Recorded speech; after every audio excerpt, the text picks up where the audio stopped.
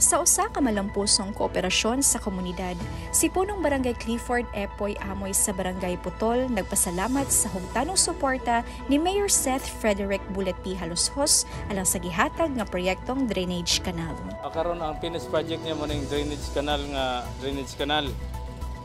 Kini from here to Tambak, Putol, Dapitan City. It's construction of drainage canal Barangay Putol, Governor Carnicero Strait, Dapitan City.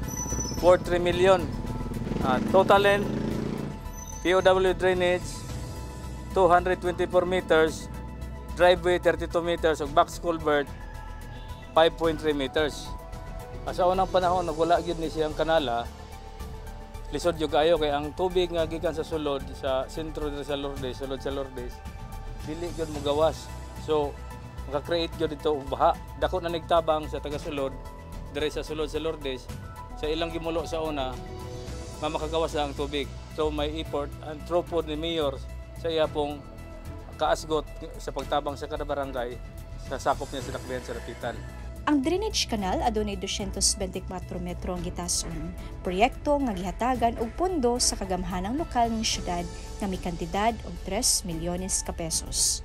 Gilauman nga kining moong proyekto mo isulbad og solusyon aron sa panahon sa ting-ulan dili na maglanab sa moong dapit.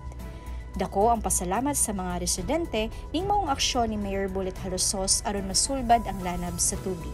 Gibutyab usab ni punong Barangay Amoy nga adunay laing proyekto ang ihatag ni Mayor Haloshos sa ilang barangay sa dili pa madugay sugdan na ang covered court.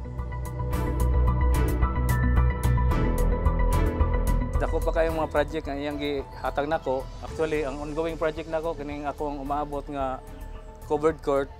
Ongoing na among paghimo sa use of rock kay that is owned by the city government Gayuta.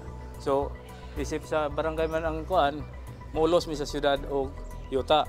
So, gihatag po ng mayor ng yuta diha manang himo na use of rock 50 years renewable.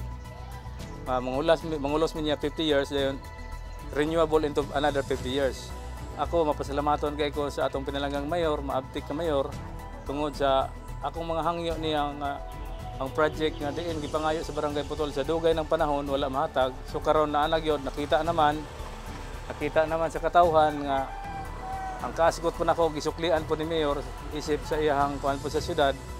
So mapasalamaton ako kay kaniya kay daghan pa siyang ikuan kay i-restore pa niya ang ilihan.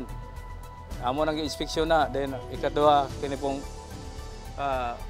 Lino Rivera going to Linabo, pag iya po ni Abrihan.